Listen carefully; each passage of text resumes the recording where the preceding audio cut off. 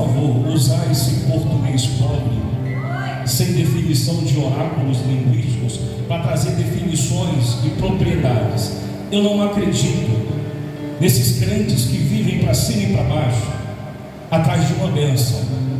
O plano do reino de Deus, o propósito de Deus, não é te dar uma bênção. O propósito de Deus é te iluminar através das Escrituras Sagradas, para que você uma vez mais entenda: eu sou a bênção.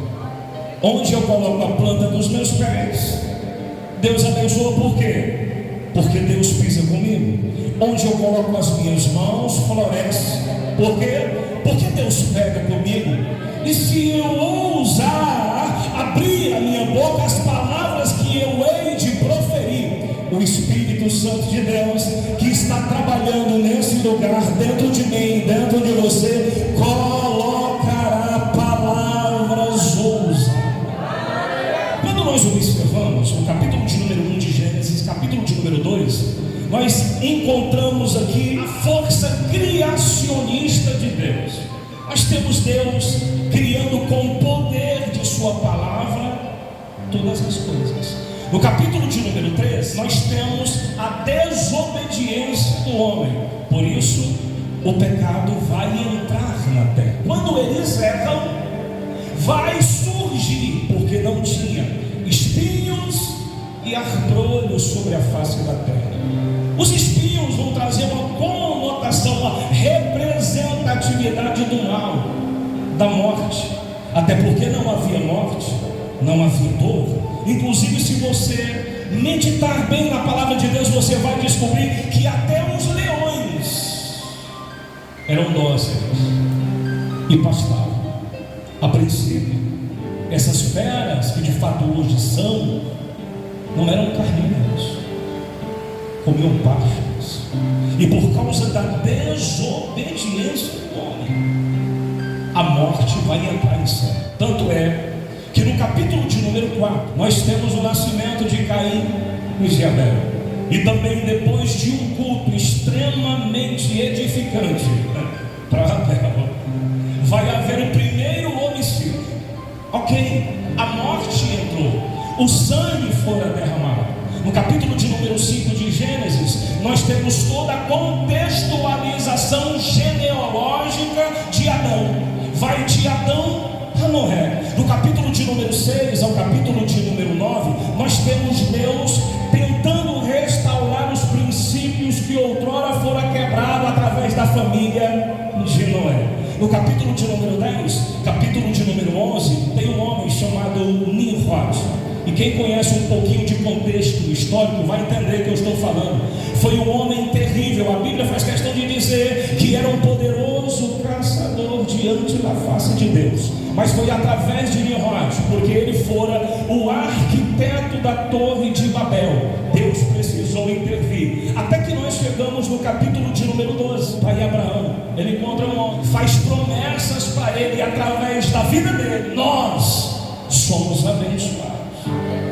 Porque quando nós observamos agora a sociedade onde no qual vivemos, que tudo é um cumprimento de uma agenda demoníaca. Existe uma agenda mundial chamada de agenda woke.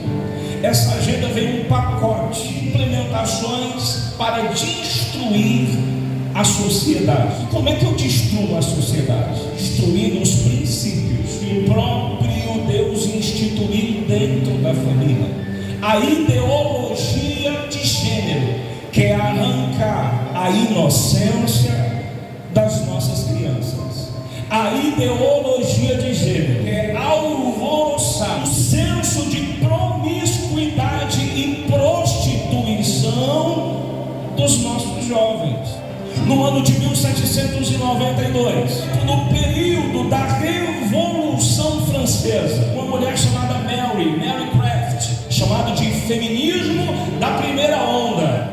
Eu vi que algumas reivindicações são plausíveis, mas quem bebe da fonte do feminismo também precisa entender que essa fonte é extremamente suja. Direi de novo, não estou aqui falando de política, Estou falando de princípios. Mas se eu sou cristão, eu sou movido, guiado, instruído, purificado através da palavra de Deus. Pastor, onde o Senhor quer chegar? Aqui. Não tem como ser uma mulher feminista e cristã ao mesmo tempo. Ou você é uma serva de Deus, cheia do Espírito Santo, ou você é uma feminista contra a família. Eu queria citar algumas frases aqui para começar a ministrar a palavra. Eu queria que você redobrasse a sua atenção, porque existe uma onda feminista aqui no Brasil que criou um feminismo para si. Eu sou feminista, mas do meu jeito. É a mesma coisa de eu dizer, eu sou cristão, mas eu faço as minhas vontades. Se eu sou cristão, eu me submeto à vontade do Senhor. E uma vez que eu me submeto à vontade do Senhor, eu estou como Paulo, quando ele escreve a igreja da Galácia, no capítulo de número 2, verso 20. Eu já estou crucificado com Cristo. Paulo não está dizendo, eu estou aos pés. Não, igreja, eu não estou na sombra, eu estou crucificado com Cristo. E eu não faço mais a minha vontade, eu faço a vontade dele. O que é isso, pastor? É só o evangelho puro, só o evangelho sem maquiagem, sem máscara. A verdadeira palavra de Deus, que faz questão de colocar um espelho na nossa frente, para que eu olhe a miséria de homem que eu sou. Vamos citar aqui algumas frases. Sophia Lewis defende que a gravidez e o parto sejam tratados como um trabalho produtivo e que os vínculos familiares precisam ser abolidos. Outra frase de Sophia Lewis: não podemos ter um futuro feminista sem abolir os princípios da família. Outra frase de Sophia Lewis: a crise do coronavírus mostra que chegou a hora de aniquilar a família tradicional. Por que tanta raiva da família? Por que tanta raiva? Porque a família é a representação oficial do Todo-Poderoso que está sentado em alto sobre o trono.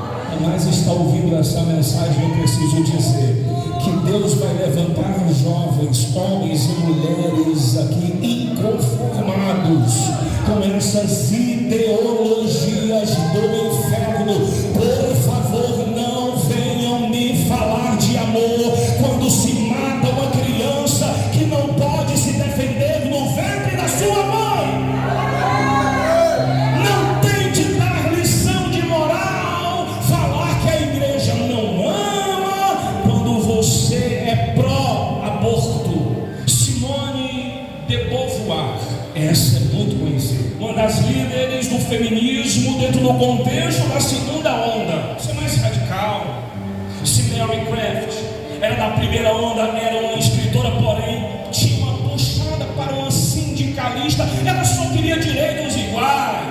Mas essa agenda que vem pendurando desde muito tempo viu no feminismo uma oportunidade de deturpar o caráter das nossas mulheres. Abre aspas para Simone de Beauvoir: em minha opinião, a família, o mito da maternidade e o instinto maternal não forem destruídos, as mulheres continuarão a serem oprimidas.